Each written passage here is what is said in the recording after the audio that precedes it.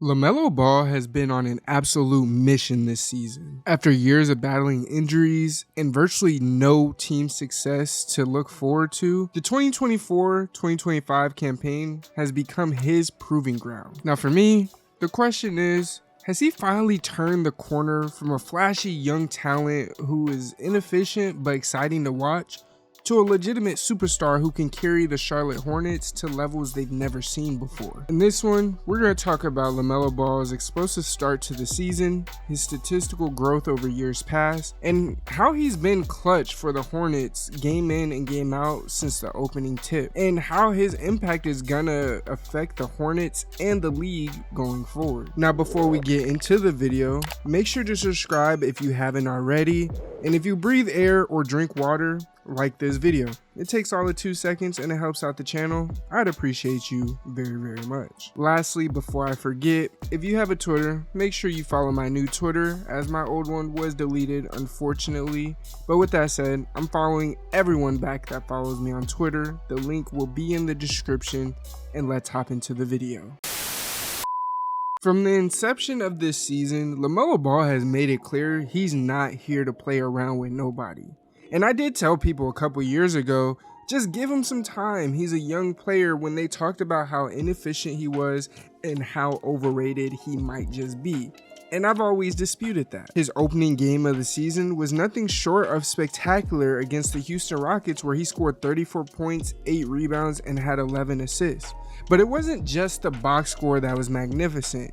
He also had amazing plays throughout the game that showed his growth from years past. It's not lost on us the kind of magic that LaMelo Ball can produce. We've seen it since he was a freshman at Chino Hills with his older brothers. But to me, a play like this opened my eyes a lot, because this is a play in the past where I don't believe LaMelo is gonna make this pass. He's likely gonna be more adept to finding a shot for himself, or, just pulling it back out and getting into the offense. Plays like this also show the growth in his court mapping ability, something where it was very good, don't get me wrong. He's always been a great facilitator and playmaker, but some plays he didn't make the pass that you wanted him to make. The simple pass, the pass that was likely the obvious pass, and in this year he's doing that to a T. Now of course, I wish I could say like his older brother Lonzo, it's not just the offense, but it's pretty much just the offense. However, I can say LaMelo's effort on defense has been more noticeable this season than in seasons past, whether it's jumping the passing lanes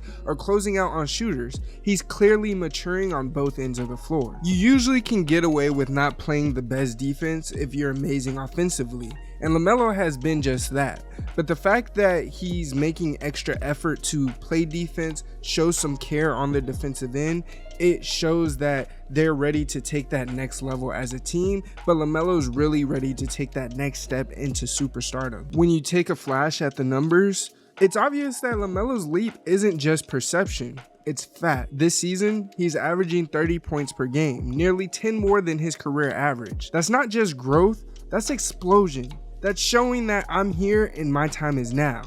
His assist numbers, they've also ticked up to 9.2 per game, showing his commitment to making his teammates better. As I already stated, he's already been a great playmaker and facilitator, but he's taking that next step this season. One of the main issues people had with regard to LaMelo Ball and why they were calling him overrated in years past had a lot to do with his lack of efficiency on the offensive end. This year, he's answered that call a little bit, albeit not at the superstar level we're used to seeing in the likes of Jason Tatum, Luka Doncic, Steph Curry, other players like that, but he has upped his field goal percentage from 42.8% to 44%. And again, I know that doesn't sound like a massive leap, but to stall him out a little bit, when you're taking the kinds of difficult, high-pressure shots that LaMelo takes every single night, every percentage point counts, and that 2% is pretty good considering the kind of shots he takes normally. To exemplify this, we could take this shot from the Bucks game where Giannis was closing out, playing great defense,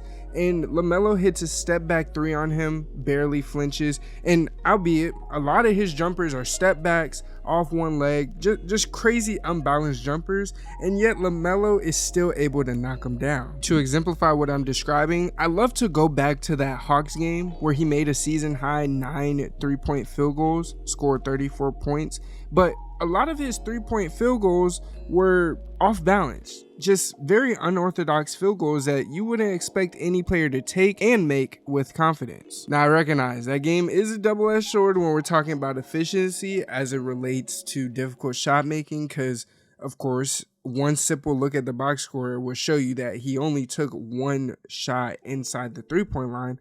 But either way, this was a shot to kind of exemplify the efficiency matched with the difficult shots that he attempts. Let me just state, look at his shooting in that game. Don't look at his playmaking. It was abysmal that game. Now, it wouldn't be fair to ignore the areas where LaMelo does have room to grow. I did just mention his turnovers in that game, and this year he is averaging a career high turnovers with 5.4 per game. Now, of course, that does come with passing the ball more, but I don't think that's quite what LaMelo's issue is. I think it more so comes from his jaw-dropping assists that we love to see. With every assist that we see that's a crazy pass, there's also really bad turnovers. This is kind of what I was alluding to when I was saying a lot of people want to see LaMelo just make the simple pass. If you make the simple pass, you eliminate a lot of those silly turnovers, likely bringing your turnover count down from the 5.4 that's currently at to somewhere around 2, which is a lot more acceptable. He's of course done better in his last 5 games where he's only averaging 2.8 turnovers a game. He did have a slip up against Philly where he had 6 turnovers, but every other game, the most he had was 3 turnovers, which is about where you want him to be for the year. So all things considered, this could get better as the year goes, considering that we only have a 12 to 13 game sample size. And then there's the fouls.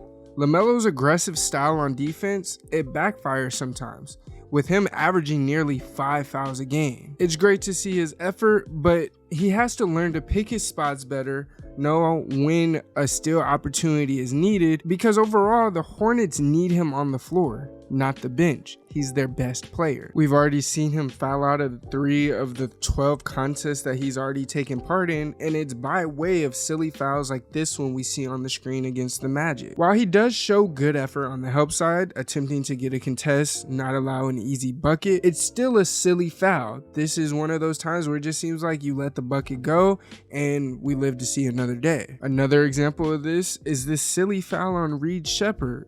He's way too handsy with Reed Sheppard, absolutely no reason for a foul, especially in a 2-point game where you're still in the game and potential to tie or take the lead with the stop on this possession. It's plays like this where you have to know how to play defense, maybe even get the angle better to cut off Reed Sheppard in his drive, something that avoids you using your hands the way that you're using your hands to get this foul call. Now, despite the downsides I just listed, LaMelo's impact on the Hornets has been undeniable.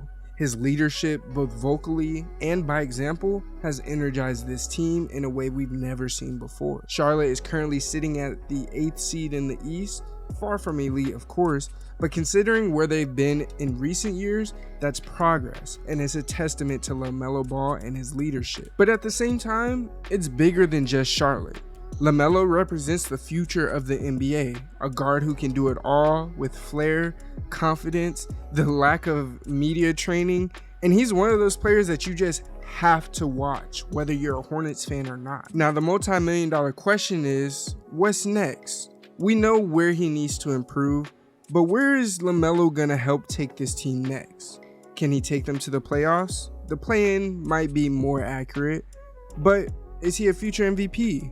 The tools are all there, the vision, the scoring, the leadership, but he needs to refine the edges of his game to reach that next level. What I can say is, 1 thing's for sure, 2 for certain, LaMelo Ball is one of the most exciting young stars we have ever seen. Whether he reaches his full potential will depend on his ability to balance his incredible flair with consistent, disciplined, and efficient play.